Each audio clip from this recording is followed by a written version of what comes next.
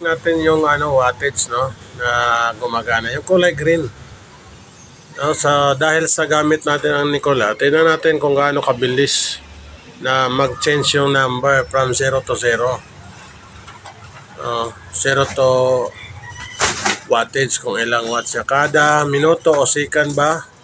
O tingnan nyo guys, no, 20 seconds na, wala pa rin, no? Hindi pa nagbabago. So halos sa minuto na, no, wala pa rin lumabas na reading dyan sa kulay green. Kung mapapansin nyo rin sa taas guys, 0.0 yung power factor niya. Why? Dahil wala naman siya re-readingin na na wattage Kasi nga, na reduce na ni Nikola power saver, di ba? So wala na siyang re-readingin. Magre-reading lang si power factor kung gaano kataas yung kuryenteng ginagamit sa bahay. Pero so far, wala naman siyang re-readingin. Halos naman hindi gumagana yung kulay green, no? So meron siyang segundo dyan sa gitna, sa amperahe niya. Pero ito guys, so ngayon pa lang siya lumalabas.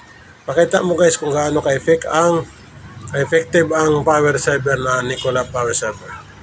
So sa mga gustong mag-avail na kayo sa Nikola power saver. Legit pa ito guys.